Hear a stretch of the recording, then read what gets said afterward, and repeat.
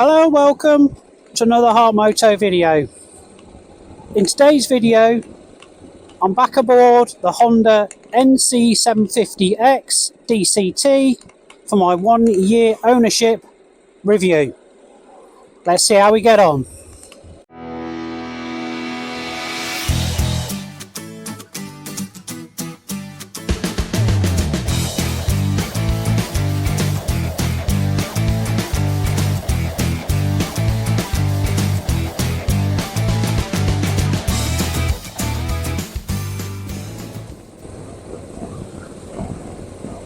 So, welcome aboard the Honda NC750X DCT for my 1 year ownership review. So, this is a 2023 model bike, which I purchased exactly a year ago this week. And I just wanted to give you a rundown of what I found owning this bike, why did I buy it, pluses and minuses.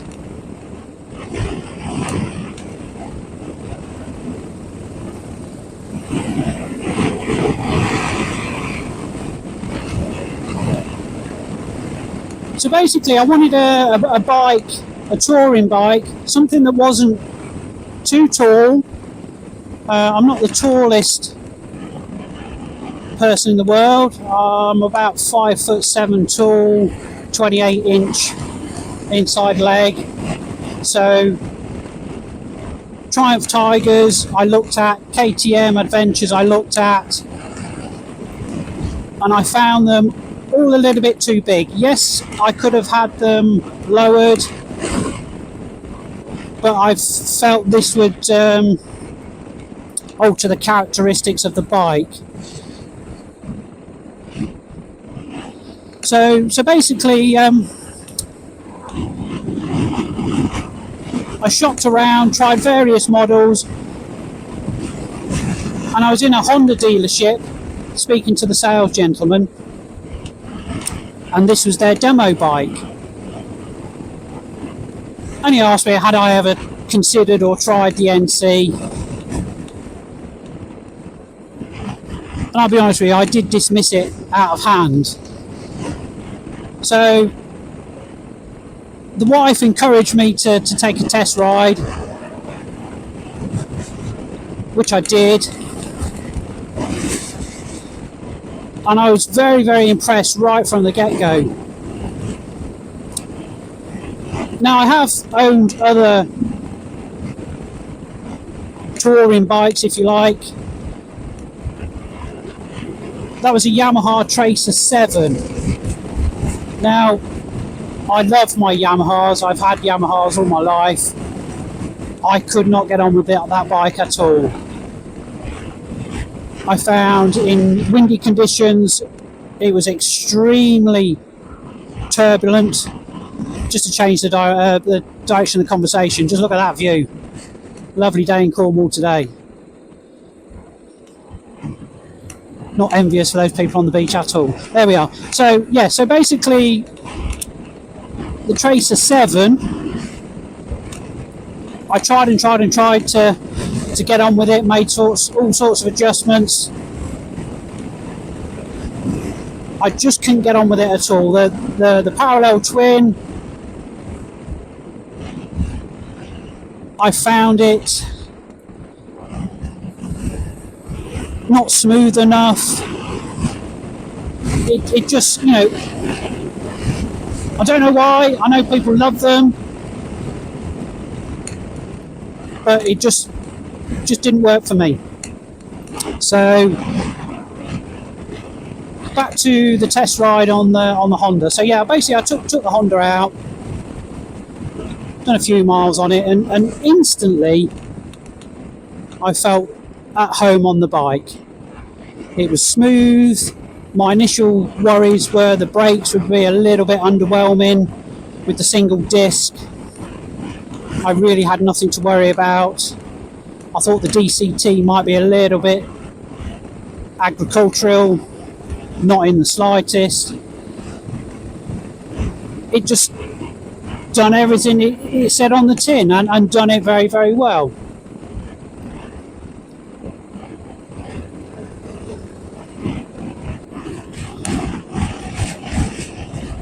So on the plus side as well with the bike, with it being their ex-demo, there was a considerable saving over new, and it only done 200 miles. So it was in essence a brand new bike, still got full manufacturer's warranty with it. This bike came with a comfort pack. What I'll do is I'll find somewhere to pull over and I'll go through the specifications of the bike, what it came with and what I've added to it.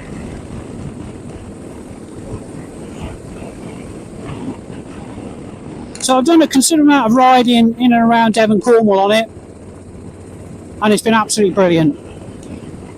The roads in Devon and Cornwall are not the best. The Showa suspension hasn't let me down once. You know, it's been planted, comfy, never felt vague at all. I mean, let's be honest, Showa suspension has done Marc Marquez and Johnny Ray no harm at all down the years, has it? So if it's good enough for them, it's good enough for me. Also, I've undertaken a fuel range test on a trip up to the Midlands to see my dear mother. Basically, on the return journey, I averaged 91.1 miles to the gallon on a single tank of fuel. That was 250 something miles, my memory serves me correct. That was pure motorway all the way. On the journey there, I'd done A's and B roads, and again I think it was about 87 miles to the gallon, and I just had to top up at the end of the journey. So fuel figures, fantastic. You couldn't wish for better.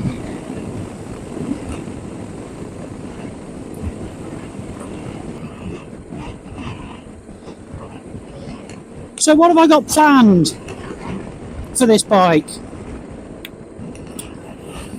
So in terms of trips, if I can, I'd like to do a little trip to Wales in the coming weeks, if business allows me a window. That would be great. I have a few things that I could test out on that trip as well. So that is one thing I'm hoping to do before the bad weather really sets in. Also, I want to do a trip up to Scotland, do a variation of my own NC, if you will. There's bits that I want to see, I want to do, so I shall make that my priority. So hopefully next year I'll be able to get that trip in. Only more little day trips out in Devon and Cornwall. I will be honest with you though, riding a motorcycle in Devon and Cornwall isn't the best. As you can see up ahead, the traffic is always busy. I mean, I'm filming this now in September, so you know you have to be on your A game all the time. You know, there's people in the county that don't know their roads, you know, don't know these roads, so you know you have to allow them a little bit of leeway. You got your farm traffic, so it's not always the greatest, but everyone's entitled to a holiday, and I'm sure it's the same in other parts of the country as well. But having said that, every time I go to Wales, there always seems to be no bugger there. Or have I just been lucky?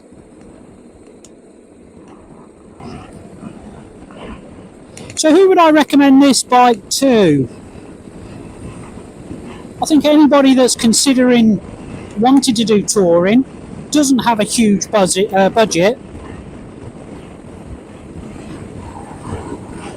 you know, and they're looking to dip their toe in the water. This is the perfect bike to start with. I mean, I've been riding since my mid-20s. I'm now 54. This is more than enough for me. I don't need or want huge amounts of power. Don't get me wrong. I mean, they are beautiful machines. Some of these big Ducatis, big KTM's, you know, they're and the Triumphs. You know, they are fantastic machines, but completely wasted on me in terms of their ability. I mean, if you can afford it, can justify the money, great. You know, go ahead. But you know, if you are on a budget, or like I say, you know, it's just an exploration into touring, take one of these out. You know, it's, you know, there's far better qualified people out there that have done reviews on this bike and can't speak highly enough about it. You know, I really can't fault it in any way at all. You know, extremely comfy, very, very frugal, and it will take you anywhere you go. I know some people have mentioned to me in the comments on other videos that I've done, 58 horsepower, is it a bit underpowered? Not at all. The power is where you need it, all low down. You know, you can pull out of junctions, accelerate a reasonable rate of knots. You know, it's not my street triple by any means, but it's more than adequate. You can sit on the motorway at 80 miles, 70, 80 miles an hour in comfort. The engine isn't screaming its head off. It just purrs along. And it's, as my dear old granddad used to say, happy as a sandboy. Don't know if that's PC, but there we are. Sure, someone will point it out.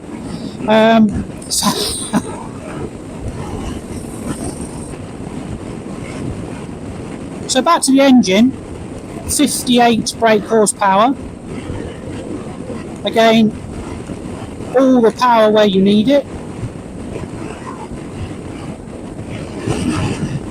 It is my understanding, you know, please correct me if I'm wrong, it's half of a Honda Jazz engine. So these will run for miles and miles and miles and miles and miles. I believe it's the choice of many a courier, this bike. I think the only thing is, in terms of the power, if you are a little concerned, you know, if you're of a larger build and you're going to go away for weeks and months and you've got top box panniers, 2 up, you know, and if you're adding 20, 30 stone, 40 stone to it, you know, you might have to look at other options. But for single person riding with my top box, and I've, you know, had all my kit in the front and in the top box and a backpack, it just rides as if you've got no luggage at all.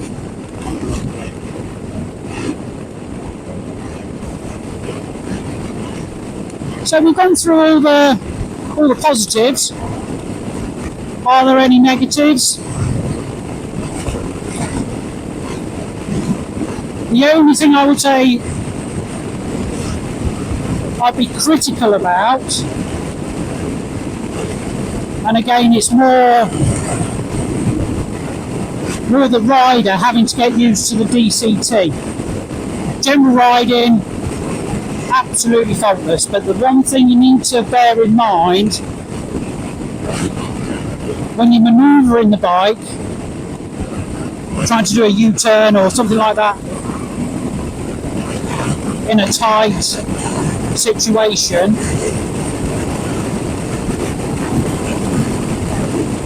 it's probably best to drop it down into a softer power mode, because if you've got it in sport mode or standard, it can, you know, surge forward a little bit quicker than probably what you was anticipating.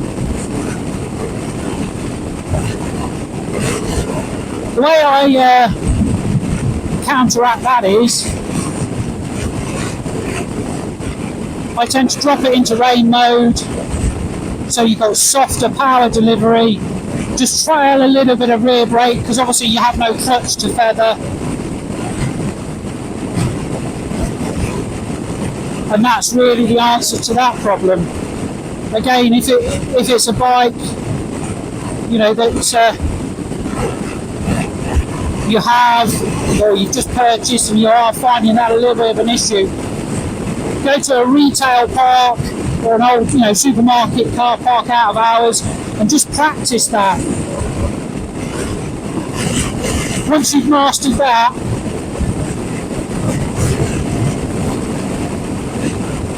everything else is plain sailing, really. So that's the only criticism I would have.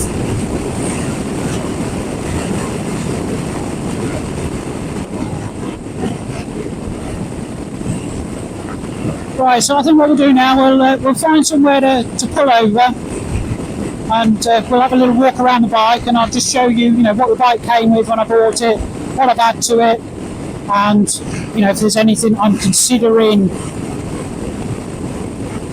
to add to the bike going forward. So I'll speak to you in a while.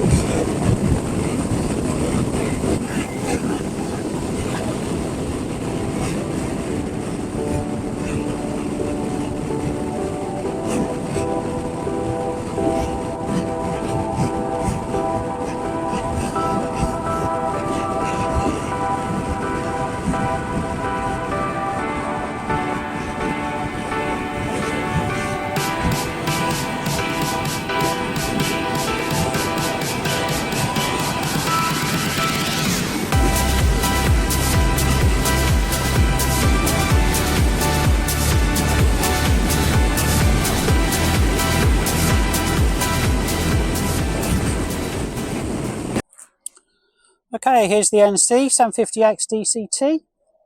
So, the standard bike, when I purchased, it was came with the comfort pack. So basically that is the touring screen here. Okay, so considerably taller screen over the standard one. For myself, works really, really well. Also, you get factory fitted heated grips here, so nice and clean installation. Only used them a couple of times, to be honest with you. Never had any issues at all. The centre stand is just there, and the foot guards as well. These work really well. A little bit of rain, and obviously on a colder day, keeps the elements off.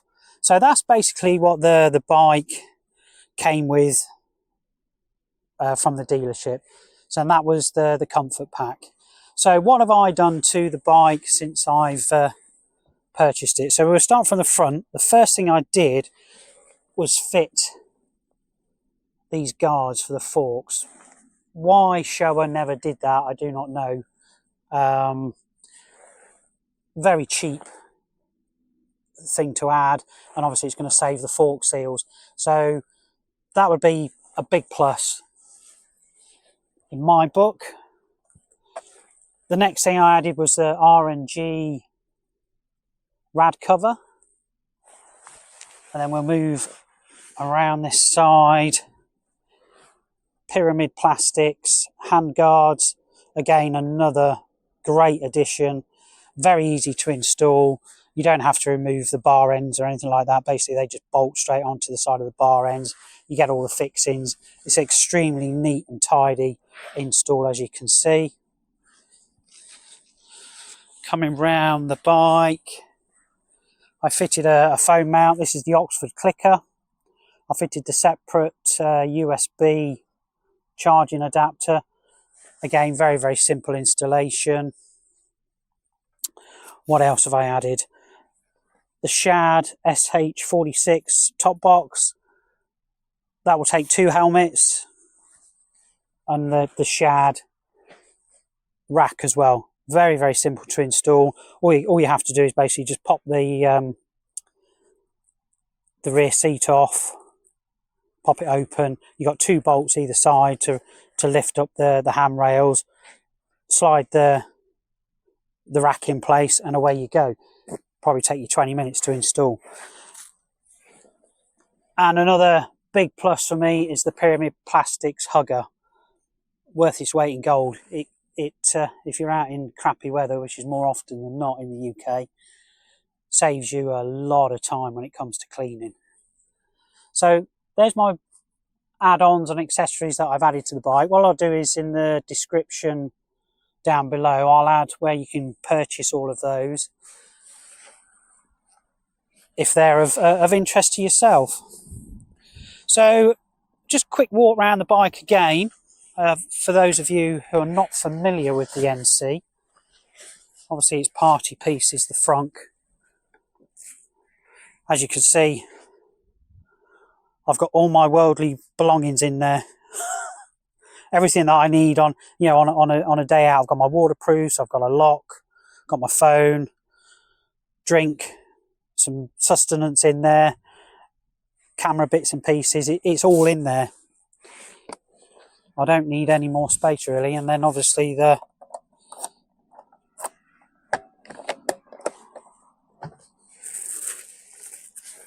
loads of room in there, like I say, for two helmets as well. So, I can get a lot of kit in there if I'm out on a trip. So, a quick look at the controls. Again, everything all falls to hand. You can ride the bike in full automatic or manual mode, and then you have these paddles here to move up and down if you wanted a little bit of spirited riding. You have your mode button there, and then your select button to switch between riding modes and trip readings. So if I just pop the ignition on, so you can have a look at the dash. So again, very, very simple dash, nothing outrageous here. Again, that's how I like my bikes, nice and simplistic. So if we go to mode, you can walk through the trips there, A and B, date, total miles, 1,260. So I've just done over 1,000 miles on it. Nowhere near enough as I wanted to do this year, but there we are. So voltage, 12 volts, currently averaging 81.7 miles to the gallon on this little ride out along the coast roads. So not too bad at all. And then you've got your rider modes there. So at the moment we're in standard. If we push up, that goes to sport. So that's full power, full engine braking, and the least amount of traction. So then down to standard. Again, that's one down on sport mode in terms of power, engine braking, and 1 up on the traction. So rain, you get full traction, the least amount of power and least amount of engine braking. And like I was saying earlier in the video about manoeuvring, this is a good little mode to use if you're struggling with manoeuvring, getting used to how the power delivery of the bike, because obviously you have no clutch to feather in and out. Or alternatively, if you so wish, you then have a user mode and you can program it as you wish. At the moment, I've just got mine full traction, full power, full engine brake. So pop that back up into standard. So that's pretty much it really. If you have any, questions, comments, please do post them in the comment section below. I'd like to know any of your stories, with the NC, what you think of it. Are you thinking of getting one? If you are, please do go and test ride one. I don't work for Honda or anything like that at all. I don't even sell bikes. It's I can't praise this bike enough. For someone like myself, it is fantastic. So as always, I do hope you found this video of interest and of use. and I hope you can join me again in future videos. Thanks again for watching. Cheerio.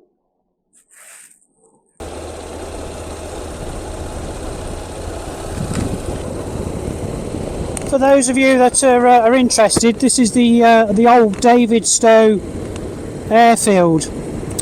Very interesting war museum run by a group of volunteers. Absolutely fantastic. It's well worth a visit if you're in the area.